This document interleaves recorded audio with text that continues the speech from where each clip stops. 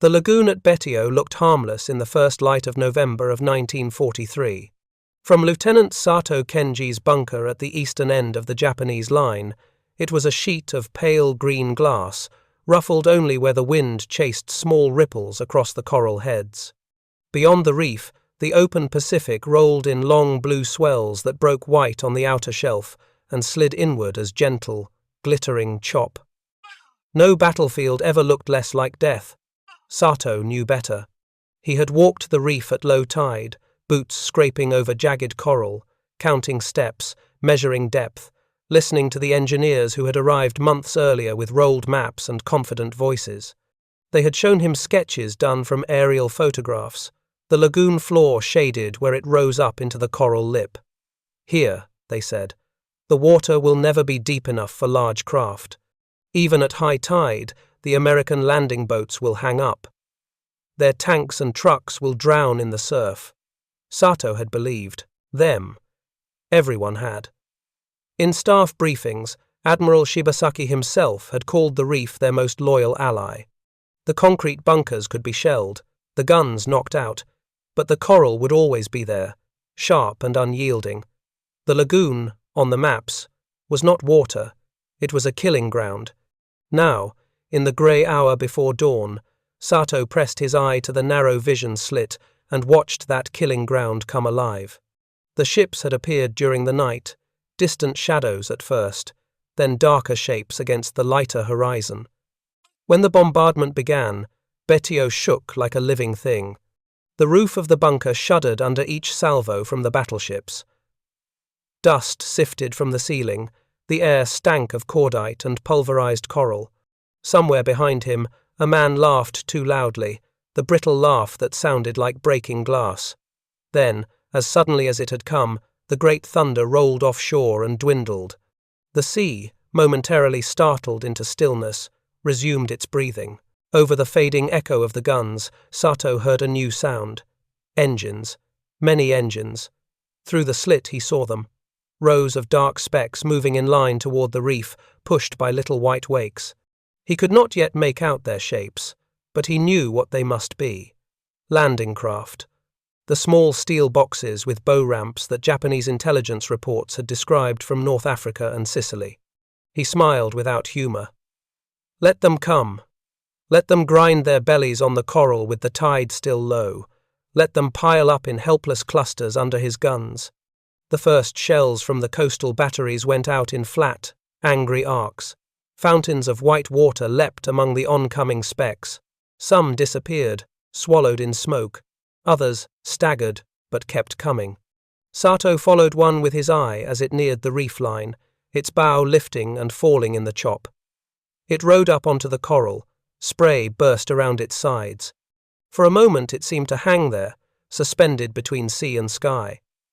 Sato could almost see the men inside, crouched behind steel and canvas, waiting for the ramp to drop. He pictured them, as he had been taught to, as soft Americans with soft bellies, frightened of death. Then the boat stopped. It did not slide off the far side.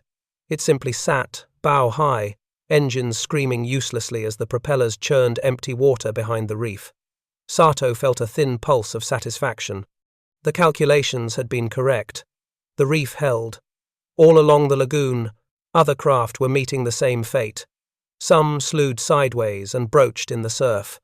Others backed frantically, trying to find deeper channels. A few, perhaps lighter or more fortunate, slipped through the narrow cuts the Japanese had identified on their charts. The rest were stuck, stalled hundreds of meters from shore with Marines spilling into the chest-deep water, rifles held above their heads. Machine guns opened up from the coconut log revetments. Water around the men frothed orange and white. Bodies went down, floated, drifted against the stalled craft. The lagoon that had looked like glass 10 minutes earlier now seethed with smoke and splashes and scattered, fragile shapes. This is how it is meant to be, Sato thought. This is how we stop them. Then he saw the trucks. At first they were only shadows behind the line of landing craft. Larger shapes that moved with a different kind of motion. As the smoke thinned in patches, he caught clearer glimpses. Rounded bows, high sides, blunt noses, tall wheels tucked under a hull that did not quite look like a boat. He frowned. These were not the low, boxy assault boats his manuals had shown. They rode higher in the water, their silhouettes more like barges or strange, squat ships. He watched one as it came closer. It was riding in the well deck of a larger vessel, a tank landing ship with its own bow doors folded down like the jaws of some enormous beast. The strange craft was already running, exhaust spilling from a pipe, its driver a pale blur in the small windscreen. The bow of the big ship kissed the reef. It could go no farther. The water around its ramp churned white as the surf pounded in. The thing inside kept going. It rolled forward on its huge rubber tires, clattered down the wet steel ramp, and hit the lagoon with a splash that sent spray almost up to its canvas-covered cargo bed. For an instant, Sato thought, with horrid certainty, that it would nose under like a stone. It did not. The hull dipped, steadied, and then, impossibly, the vehicle continued, floating free in the lagoon water. Its wheels spun uselessly beneath the surface, but something else drove it forward. At the stern, barely visible through the waves, a churning disk of metal kicked up a steady trail of white foam. It was a truck. It was a boat. It was both, at once. More followed. They came off the big ships in a clumsy procession, each one dropping into the water with a heavy splash, wallowing for a heartbeat, then finding balance and speed. Canvas, flaps snapped in the wind. Men huddled in their beds, helmets low, some already firing. Crates and drums and long grey tubes of artillery shells were stacked under tarpaulins. Sato heard someone behind him whisper, "What are those?" No one answered. Japanese machine guns swung toward the new targets. Tracers stitched the lagoon, smacking into steel and canvas, punching small holes that sent little geysers of spray up from the truck's sides. A few hit square, and Sato saw one of the floating vehicles stagger, slow, and settle, its bow dropping as water poured through shattered plates. Men flung themselves overboard, flailing toward nearby craft. But for every truck sinking, 3 more came on. They ignored the reef. They slid past stranded landing boats like indifferent fish moving past a school of dying creatures. Where the coral rose highest, they merely altered course slightly, their propellers biting even in the shallows. At the inner edge of the reef, where the water grew, shallower and the lagoon floor climbed toward the beach, the miracle became something worse. The trucks reached the point where their wheels brushed coral sand. The bows lifted a little, noses pointing toward the coconut-lined shore, and then the tires found purchase. They drove out of the sea. From Sato's bunker, it looked wrong, like a trick of the light. One moment the vehicles were ships, hulls half hidden by the chop, wakes spreading behind them. The next they were trucks, rising, dripping from the surf, water sluicing from their sides and wheels as they ground up the beach. Men jumped from the beds, splashing through the shallows, heaving ammunition crates to waiting hands. Others remained aboard as the vehicles growled inland, engines deepening to a road tone as they left the lagoon behind. The reef, the precious ally, had done its work on the first waves. It had stranded boats, drowned men, turned the water into a slaughterhouse. But it had not stopped the trucks. Sato felt the first real chill of fear then, colder than the sweat on his back. He thought of the charts in the briefing room. The neat ink lines marking reefs and channels. The confident voices explaining how the Americans would be held at the water's edge. Those voices had never mentioned a truck that could swim. Shell bursts strobed the beach. The bunker shook again under naval gunfire, then under the concussion of American artillery that had already somehow found a way ashore. Between the blasts, between the hammering of his own guns and the alien buzz of enemy aircraft, Sato could still hear the sound of engines deep, insistent, indifferent to coral and tide. American industry, he realized dimly, had answered their reef with steel and rubber and cleverness. They had looked at a natural barrier and asked not, how do we go around it, but, what must we build so that it no longer matters? On the maps in Tokyo, The lagoon at Tarawa was still a blue band of safety. On Betio's sand, as the first amphibious trucks rumbled past burned-out landing craft and dying men, that band turned out to be only water. And water, Sato now understood with a clarity that felt like despair, did not stop machines that had been taught to float. Chapter 2. The truck that should have sunk Sergeant Jack Malloy had grown up around trucks. In the lean years between the crash and the war, his father had hauled timber on the back roads of Oregon in rattling flatbeds with patched tires and leaking radiators. Jack had learned to double clutch before he learned to shave, to listen to an engine with his eyes closed and tell you which cylinder was missing. None of that prepared him for driving a truck into the Pacific Ocean. November of 1943. The tank landing ship's bow doors yawned open toward Tarawa's lagoon, framing a world of smoke and spray. The order came down the line of vehicles in short, crackling barks. Drivers, start engines. The six-cylinder under Malloy's. Boots coughed once, then settled into a steady, confident rumble. The instrument panel vibrated gently, needles trembling on oil pressure and temperature. Against the bulkhead to his right, the steering wheel looked like any other truck wheel. The pedal arrangement under his feet was familiar. But between the fenders, instead of road dust and gravel, he could see only green water and whitecaps. Beside him in the cab, Corporal Sam Rizzo grinned too wide. "Jack," he yelled over the noise, "you ever drive into the Columbia River on purpose?" "Not on purpose," Malloy shouted back. Officially, the vehicle was a G67DUKW, an amphibious version of the standard 2.5-ton cargo truck. The men simply called it a duck. The letters in its designation turned into a joke. 6-wheel drive. 6 paddled tires shod in soft rubber.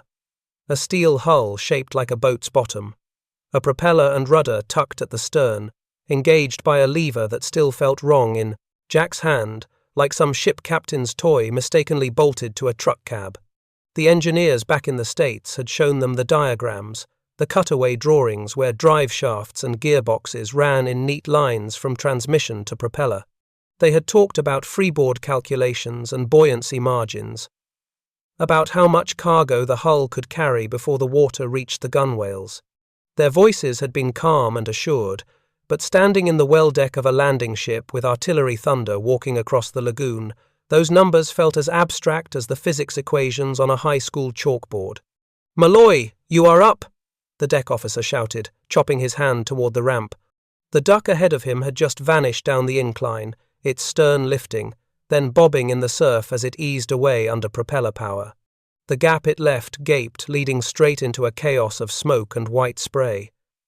Jack eased the clutch in, feeling the familiar lurch as the vehicle crawled forward. The tires thumped over the lip of the deck, then rattled down the steel ramp. Spray blew into the cab, cold and salty. For an instant, the bow hung over nothing. Some stubborn, road-bound part of his brain screamed, "Stop, you idiot. There is no road." He did not stop. The duck's nose dropped, and the Pacific rose up to meet them. The hull hit the water with a heavy slap. Waves surged up over the bow, washing across the fenders and slamming against the windshield. Rizzo swore. Jack felt the steering wheel kick in his hands as the front end dug down. Then, instead of the sickening plunge he half expected, there was a strange lightness. The tires left the ramp. The hull rocked, found its level, and the truck floated. "Prop engaged," Rizzo yelled, yanking the lever. Somewhere beneath them, gears meshed. The engine note deepened under the new load. Behind the cab, the propeller bit into the water, and the duck began to crawl forward through the lagoon. It was not graceful. The bow wallowed, the stern wagged with every wave, and the steering felt sluggish compared to land, but the vehicle moved. Past the looming flank of the landing ship, into open water, out among scattered plumes of shell bursts and the dark shapes of other craft. Ahead, Malloy could see the reef. A darker band under the green water where surf broke in ragged white lines. Beyond it, the beach was a moving smear of explosions and smoke. Stalled Higgins boats sat like dead beetles on the coral lip, their bows high. Marines clustered around them in the waist-deep water that stretched on and on toward the sand. "Keep your spacing," came the voice on the radio. "Follow the lead duck. Do not stop on the reef." Jack laughed once, short and incredulous. "Do not stop on the reef." As if stopping on a sunken island of stone in a truck that was somehow a boat was an ordinary hazard. Like stalling on an icy hill back home. The first line of ducks reached the coral shelf. Jack watched their bows rise slightly as hulls scraped over the submerged ridge. One slowed, engines screaming as the prop fought shallower water, but its momentum carried it forward. Another slewed sideways, corrected, then slid off the far side into the deeper inner lagoon. Then it was his turn. The steering grew heavier as the tires brushed coral through the thin covering of water. The hull grumbled over unseen ridges. For a moment, the propeller sucked froth and air, the engine revving high, then bit again. They crossed the reef. On the far side, the lagoon smoothed briefly before beginning its slow climb toward the beach. Shell bursts tossed columns of water and sand into the air. A stalled landing craft burned, sending up a plume of greasy black smoke. Bodies floated, white flashes of flesh in the green water.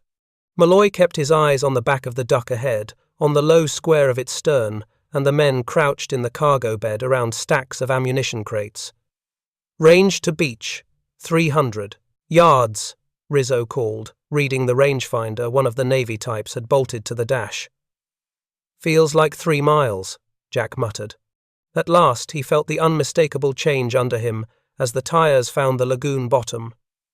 The hull's motion shifted from bobbing to bouncing.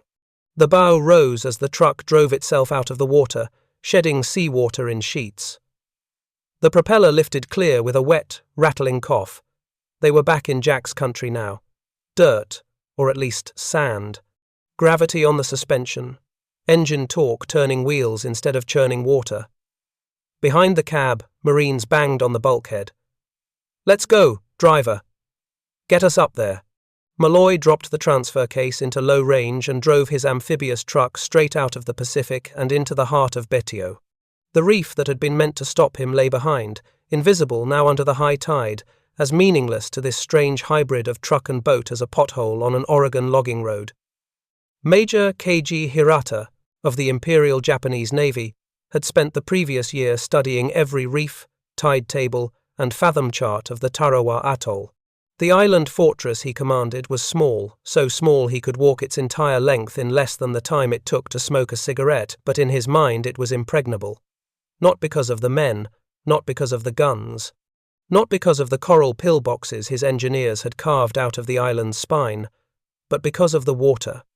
Reefs, shoals, and tides, these were the allies the Imperial General Staff trusted. Nature would fight where steel and gunpowder might fail. Betio's main reef lay like a jagged white necklace around the island, a hard coral barrier stretching nearly an entire mile from the shore in places.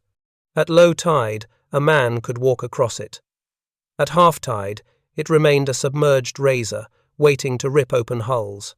At high tide, even then the water rarely climbed deep enough for landing craft to glide over, and no commander in Hirata's experience, British, Dutch, American, it made no difference, had ever devised a way to bring mechanized vehicles through a surf zone cut by a coral wall.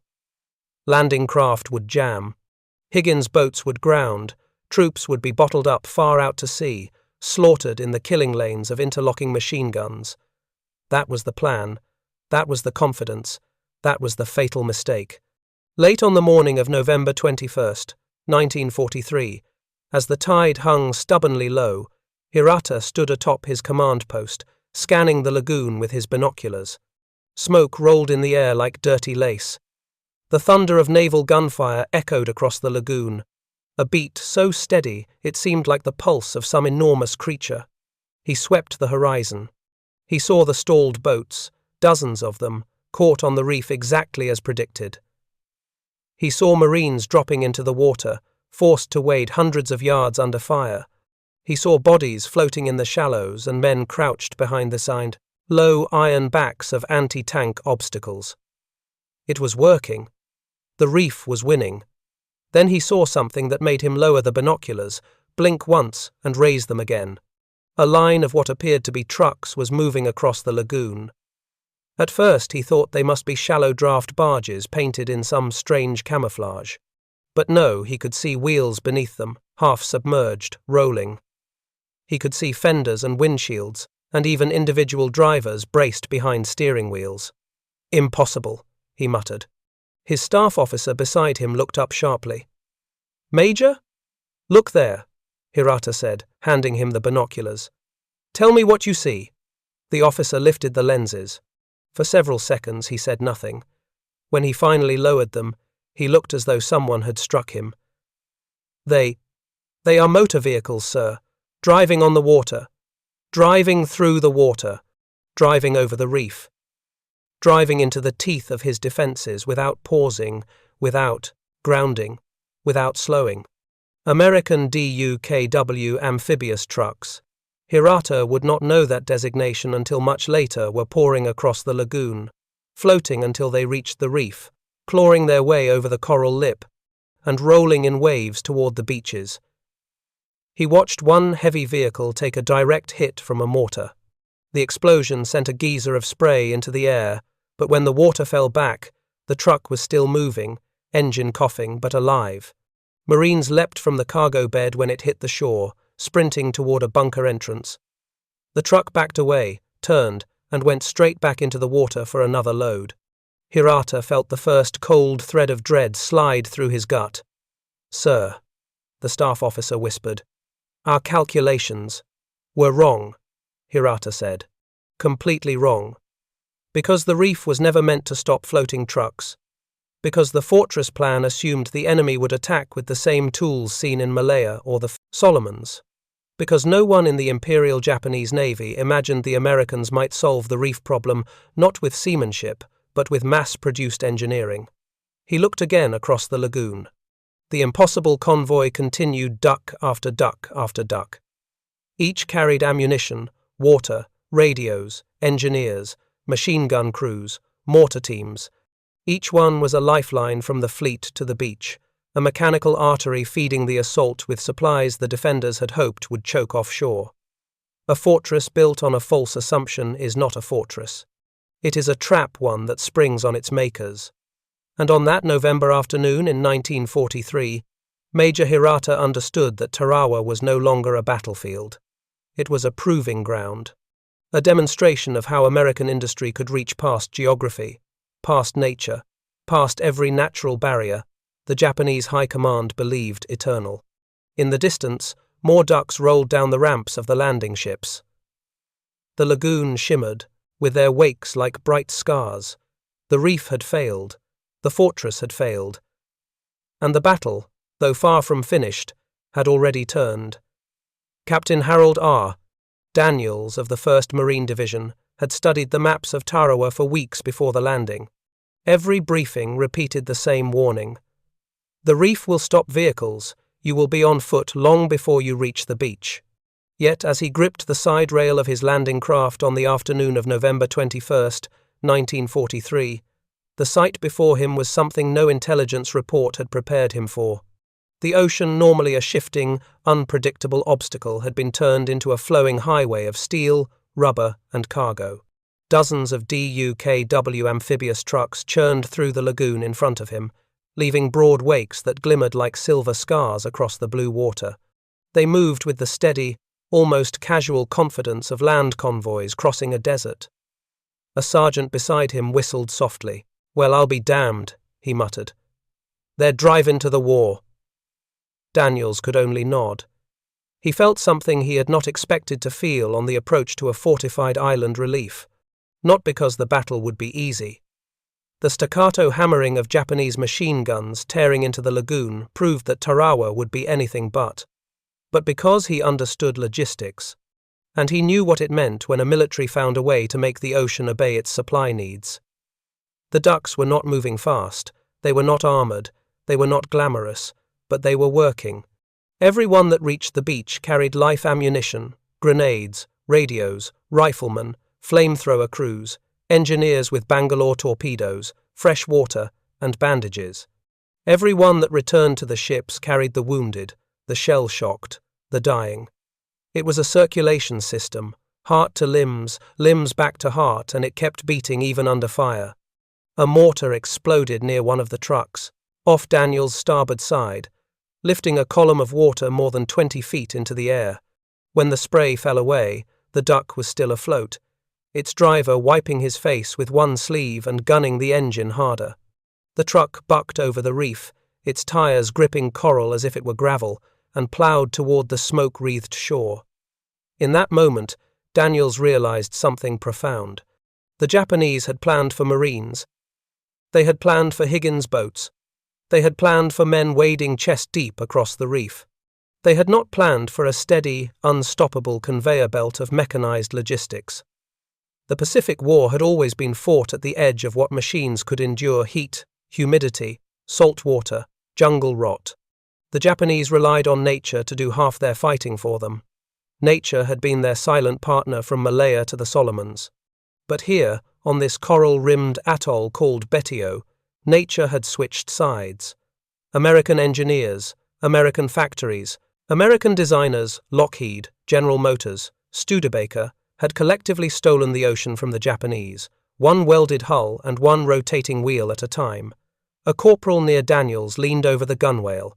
"Sir," he said, "if those ducks keep running, we're taking this island by sundown." Daniels did not fully agree. Tarawa would take 3 days of brutal, close-quarters killing, but the corporal had captured the truth in spirit. The ducks meant the Marines would not run out of ammunition. The ducks meant the heavy guns would come ashore. The ducks meant wounded Marines would not drown in the lagoons, waiting for boats stranded on the reef. The ducks meant momentum, and momentum, in amphibious warfare, was everything. As his landing craft ground to a halt against the reef, Daniels and his men splashed into the surf. Bullets snapped around them, mortar blasts churned the water, but through the chaos he saw 3 more ducks behind him, engines roaring as they approached the reef like determined bulldogs. One truck crested the coral, shuddering under the impact. Its cargo bed was filled with crates marked. Daniels felt something close to awe. There was no pause, no hesitation. The duck simply kept driving, straight toward Red Beach 2, as if the war were an ordinary delivery route. The Japanese had built their defenses, assuming the Americans would fight the ocean. The Americans had decided to simply drive over it. And in that moment, knee-deep in blood-tinged surf, Captain Daniels realized that the battle for Tarawa was not just a contest of bravery or firepower. It was a test of whose industrial imagination could reshape reality fastest. The United States had answered that question with a truck that floated. And now, rolling over the reef in a near-endless procession, those trucks were rewriting the rules of Pacific warfare in real time. Lieutenant Commander Shunji Kuroda, Coastal Defense Specialist for the Imperial Japanese Navy's Gilbert District, had warned Tokyo again and again. "American industry is the enemy we do not understand." He said it in reports. He said it in briefings. He said it in letters that went unread until long after the war. But even Kuroda, the most forward-thinking officer on Betio, had not imagined what he saw on the afternoon of November 21, 1943. He crouched behind the shattered remnants of a palm log bunker as machine gun fire cracked across the lagoon. The air vibrated with the concussive rhythm of naval shells, dropping onto the island like the footsteps of a giant crossing broken glass. He raised his binoculars. He expected to see Marines wading. He expected to see Higgins boats stuck on the reef. He expected to see chaos. Instead, he saw a fleet of floating trucks advancing in perfect, tire-churning determination. At first, he thought the Americans must have modified landing craft, perhaps small barges with wheels for unloading once ashore. That would have been clever enough. But when one of the vehicles hit a patch of deeper water and bobbed like a buoy before continuing forward, Kuroda felt his breath seize. They are not barges. They are not boats. They are trucks.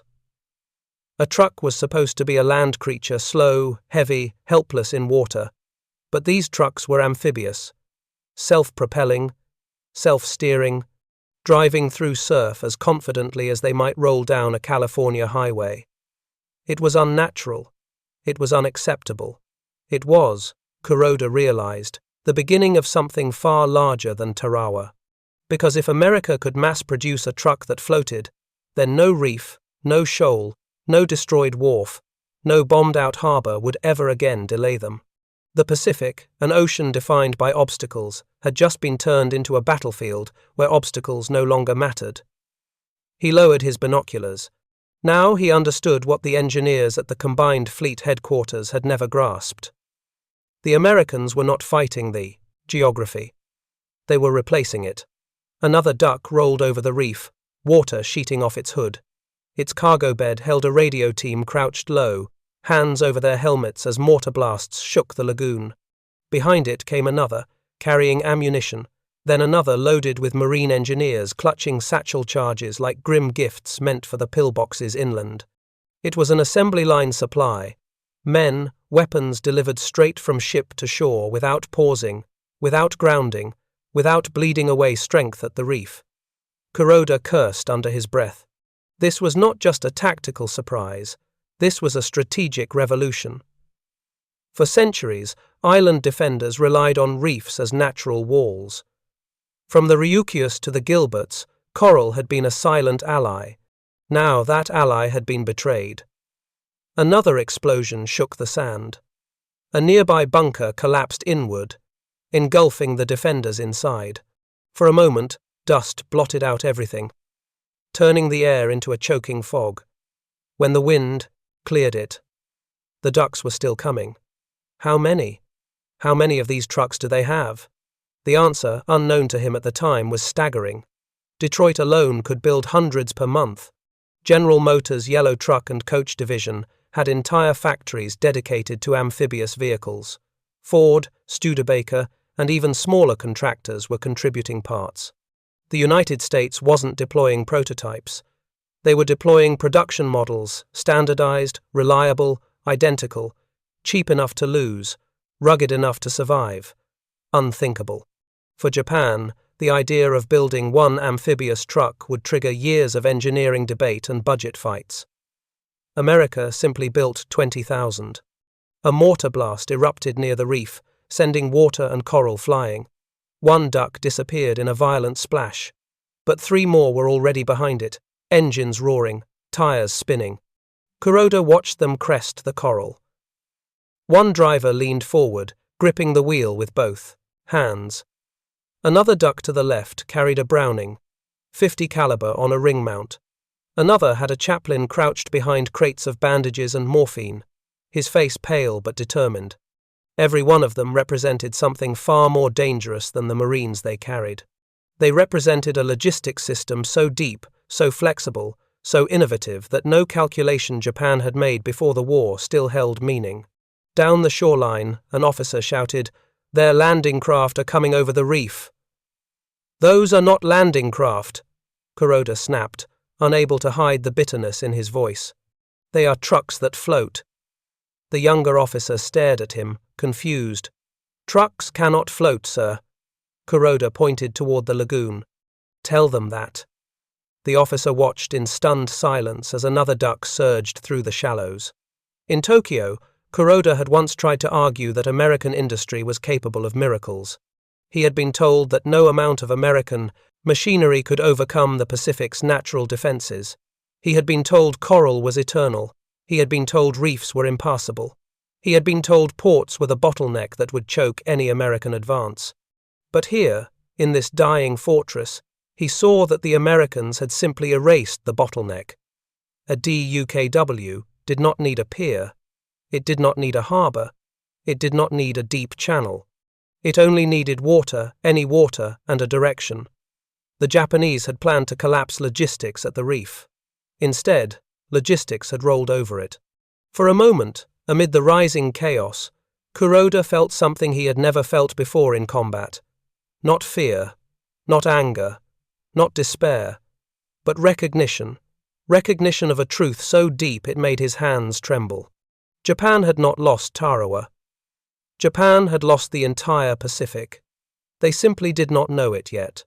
More ducks rolled past the reef, their wakes spreading outward like the strokes of a giant brush, painting the future of amphibious warfare. The Americans had found the key, and they would use it again at Kwajalein, Saipan, Guam, Peleliu, Iwo Jima, Okinawa. Wherever there was water, these trucks would turn it into a road. Kuroda watched the next wave hit the beach. The defenders opened fire. The ducks kept driving. And the Japanese officer, who had once believed in coral and tide as unbreakable shields, whispered to himself, "The ocean belongs to them now." Colonel Edwin B. Craig of the U.S. Marine Corps had spent enough years studying amphibious warfare to know that every landing in history, Gallipoli, Incheon's precursor operations, the disastrous Dieppe raid collapsed or succeeded on one thing: sustainment.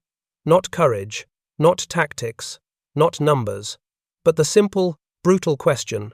And on the night of November 21st, 1943, as sporadic rifle fire crackled across Betio and the lagoon glowed with the last embers of burning palm logs, Craig walked the shoreline with a small flashlight cupped in his palm and stared at the impossible sight before him.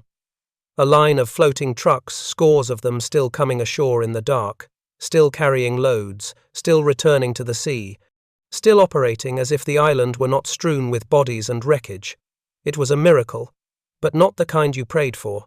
It was a miracle you built. The DUKW was never meant to be a symbol. It had been conceived in a Detroit drafting room, assembled in factories by welders who had never seen an ocean, and tested in Great Lakes storms by engineers who cared only that it worked, not what it would someday represent.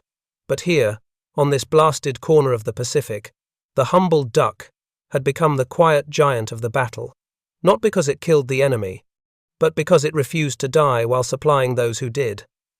Craig stooped beside one of the newly arrived ducks. Its hull was riddled with small-caliber hits, the rubber tires pocked by fragments, its bow scarred where it had scraped across coral. The young driver inside, barely more than a boy, was slumped in his seat, exhausted but grinning. "Sir, third run," he whispered. "Going back for a fourth?" Craig put a hand on the man's shoulder. "You're doing God's work." The driver laughed once, dryly. "Feels like I'm doing the Navy's work, sir." Craig moved on. All around him, supply lines were forming not on docks, not through warehouses, not at piers, but right here, on open beachhead sand. Stacks of ammunition crates, water cans lined in neat rows. Field radios, rifle cartridges, mortar rounds, machine gun belts. All delivered by a line of rolling ships that neither grounded at the reef nor waited for tides nor begged for cleared channels. Tarawa had been billed as an impossible, landing barely enough beach, no deep water channel, fortified reefs, and a lagoon that punished anything with a keel. But that impossibility had been undone not by luck or tide or genius, but by Detroit. Craig slipped the flashlight back into his pocket and walked toward the command post. On the way, he passed a group of engineers using a duck as an ad hoc ambulance. One man, bandaged across the neck, was being lifted into the cargo bed. The driver called down to him, "Hang on, buddy. We'll have you aboard ship in 15. The wounded Marine groaned a reply, and the duck rolled back toward the lagoon, headlights dimmed, engine growling. There were no ambulances here. There were no medevac boats. There were no landing craft free to retrieve casualties. They were stuck on the reef. But the ducks did the job. Craig stopped and watched two more load up with wounded. He knew exactly what that meant. The ducks were saving the landing by saving the men. A supply vehicle is not supposed to be heroic, but on Tarawa, it was. Far out in the lagoon, beyond the visibility of the Japanese snipers, more ducks were being lowered, from transport ships. Crane hooks released them with gentle splashes, and immediately their propellers churned as they made for shore, headlights cutting pale paths across the starlit water. A young logistics officer jogged up behind Craig. "Sir, new manifest just came from the fleet. More ducks inbound. Additional loads of water, rifle, ammo, demolition charges, and spare radio batteries." Craig stared out at the blinking lights offshore. "How many more?" The officer checked his clipboard. 35 over the next 2 hours, sir. Craig exhaled slowly. That was it. That was the difference. Japan had assumed the United States had limits. A set number of landing craft. A set number of vehicles. A set number of chances. Break those, and the assault would collapse. But the Ducks had changed the equation. There were no set numbers. There were only production lines. Detroit could send more. Cleveland could send more. Chicago could send more. Factories in Pennsylvania, Missouri, Indiana, filled with women and men who would never set foot on a Pacific beach, could simply build replacements by the thousands. Craig shook his head in disbelief. Not at the Ducks, but at the implications. Sir, the logistics officer asked, should I notify battalion that the next wave can expect continuous resupply? Craig turned to him, the realization settling over him like a rising tide. Yes, tell them. Continuous resupply. From now until this island is ours. As the officer sprinted off, Craig looked back once more toward the lagoon. He could hear them now, engines revving, waves slapping against steel hulls, drivers shouting to each other across the dark. It was a strange, almost surreal chorus for a battlefield. It didn't sound like war. It sounded like industry. Like a convoy depot transplanted onto an island no wider than a rifle shot. And then Craig understood the true weapon the United States had brought to Tarawa. Not the Marines, not the guns, not even the ships, but a machine that ignored geography. A machine that turned ocean into road, reef into ramp, and beach into warehouse. A machine the Japanese never expected, never planned for, never believed could exist. A machine that ensured the battle would not be decided by who could reach the beach first, but by who could keep reaching it. The Ducks kept coming. And because they did, Tarawa would fall. The Pacific would fall. One reef at a time. All because the United States had built a truck that floated and refused to stop. By the morning of November 23, 1943, as smoke still drifted across Betio's shattered palms and the last pockets of Japanese resistance were being cleared by grenades and flamethrowers, the senior officers of the U.S. Navy's 5th Amphibious Corps witnessed a sight no pre-war staff study had ever imagined. A traffic jam. On the water, made of trucks. Admiral Richmond Kelly Turner lowered his binoculars, blinked once, and turned to his operations officer. "Lieutenant," he said, "are those DUKWs forming a passing lane?" The lieutenant swallowed, then nodded. "Yes, sir. They've established flow control and a queue. Below them, spread across the Tarawa lagoon like a convoy on a New Jersey turnpike. Nearly 100 ducks were moving in 2 neat eastbound lanes, with returning empty vehicles forming a westbound line. Navy LCVPs and LCMs threaded between them like taxis merging into freight traffic. It was absurd. It was magnificent. It was the future. The United States had not just landed on Tarawa. The United States had connected Tarawa, made it part of a supply network that did not care about reefs, tides, channels, or the fact that the island was barely the size of a small-town high school campus. For the first time in the Pacific War, an invasion beach did not collapse into chaos after the first assault waves. Instead, it began to resemble a mobile warehouse district.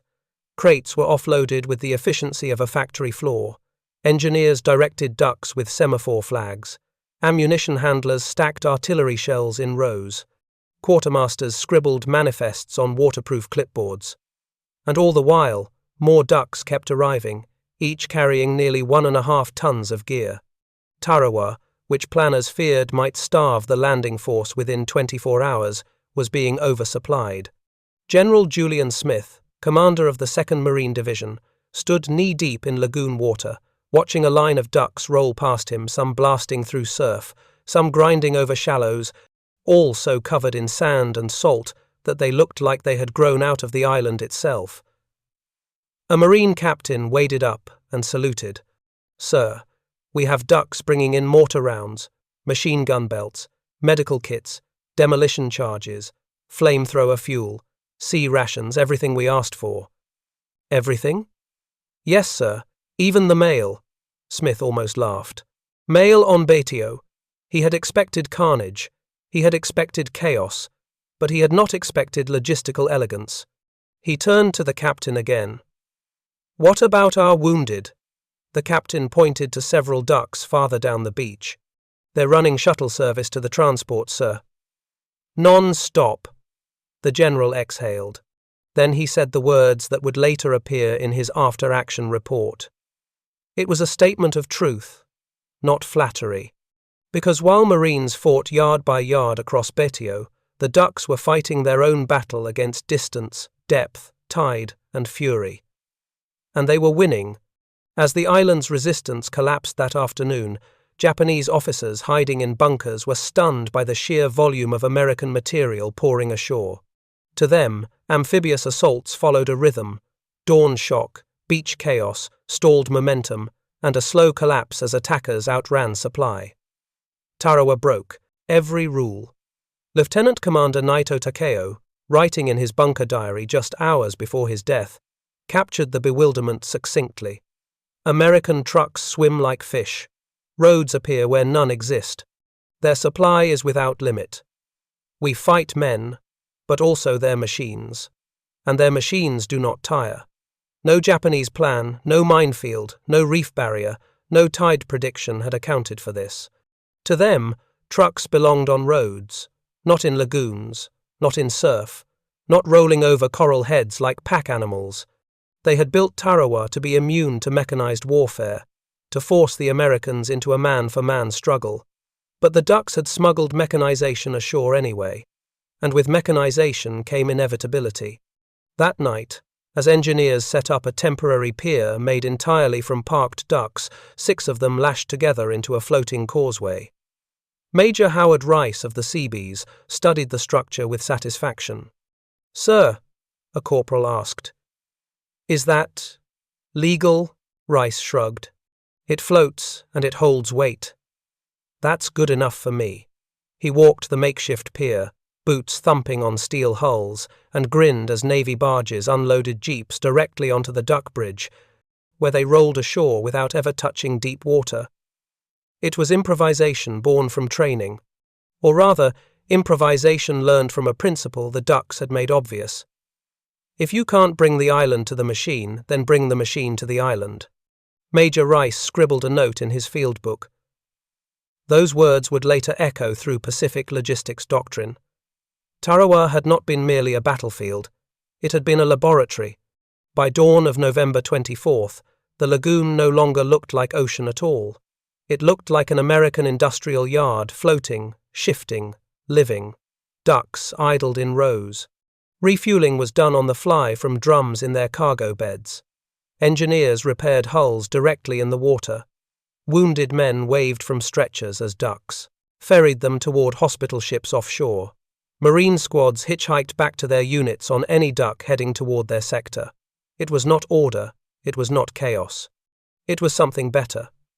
The Japanese had believed reefs would immobilize the American invasion. Instead, the United States had simply built machines that treated reefs like speed bumps. Tarawa proved something that would define every landing that followed Kwajalein, Saipan, Guam, Peleliu, Leyte, Iwo Jima, Okinawa. And America did. Thousands of them. The DUKW had rewritten the invasion manual. Reefs were no longer obstacles. Shallow water was no longer a defense. Destroyed ports were no longer victories. Japan had planned to trap the Americans at the shoreline. Instead, the ducks simply drove past the trap. The Pacific War would never again be the same.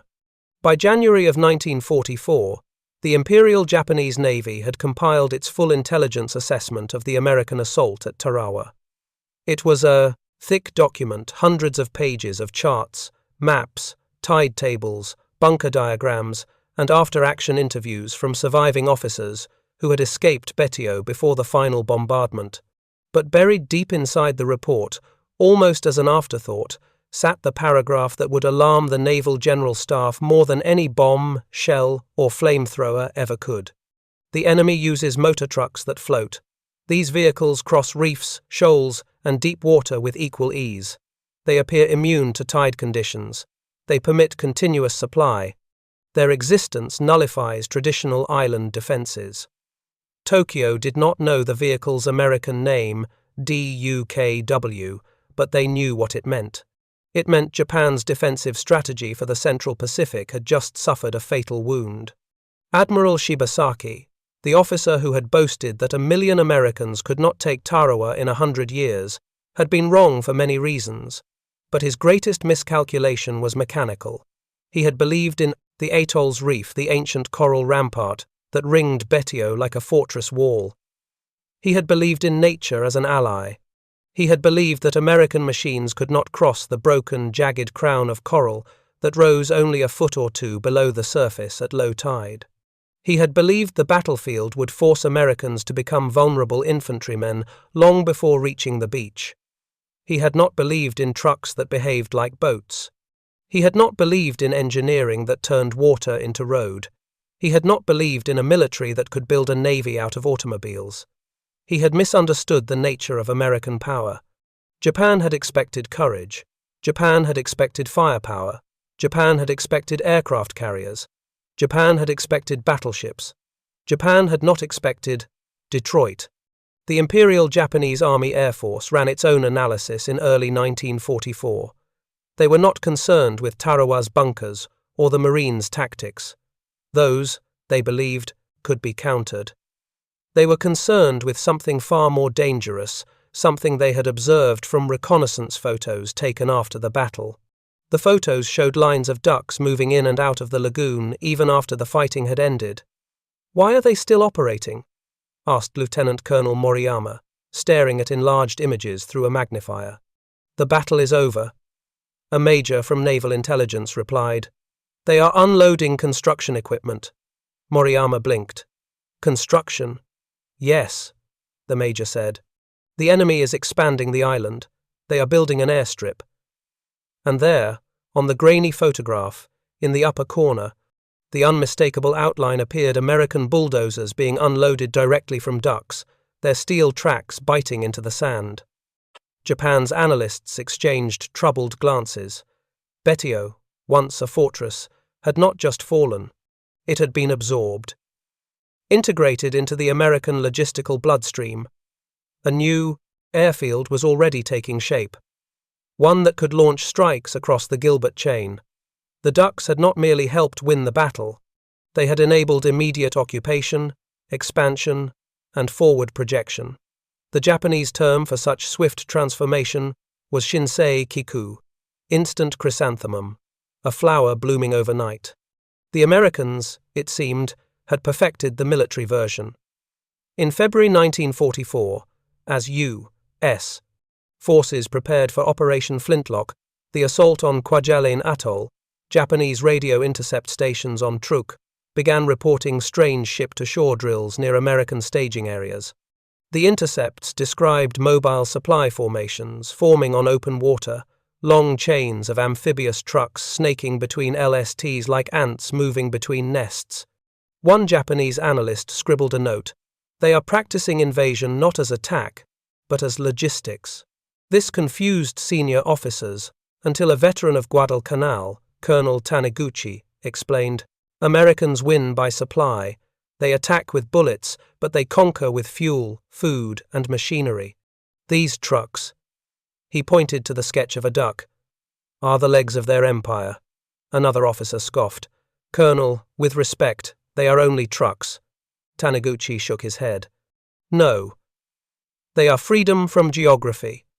Freedom from geography." That was the concept that terrified Japanese planners. An army that did not care about reefs, tides, ports, or harbour facilities was an army that could strike anywhere, anytime, without warning. It was an army that could turn any patch of sand into a supply depot. It was an army that no island chain could stop. Japan's defensive perimeter, stretching from the Kuriles to the Marshalls, the Carolines, the Marianas, and the Philippines, was built on distance, isolation, and the natural obstacles of the Pacific itself. But the ducks erased distance. They erased isolation. They erased obstacles. They made the Pacific small. During the post-war interrogations of 1945, several Japanese officers who had studied the Tarawa landing were asked what technological surprise had shocked them the most. Most Americans expected answers like the flamethrower, naval gunfire, or carrier air power. But over a dozen Japanese responses said something far stranger. They said, "The American truck that swims," Rear Admiral Toshikazu Ome explained in his interrogation at Atsugi Airfield. "We believed you would be delayed by the reefs for many hours. We believed your landing craft would be trapped by the tide. But the trucks did not stop. They crawled over the reef like crabs. They ran through obstacles that should have defeated vehicles. This was unnatural." General Korechika Anami, who had examined intelligence on Kwajalein and Saipan, added, "Your machines behaved as if the ocean were land. That is the moment we understood. You were fighting a different war than we prepared for." Another officer, Major Shiro Sano, put it more poetically. "We dug our defenses into the earth. America built machines that ignored the earth." By the time the United States reached the Marianas in mid-1944, Japanese commanders no longer laughed at the strange American amphibious truck.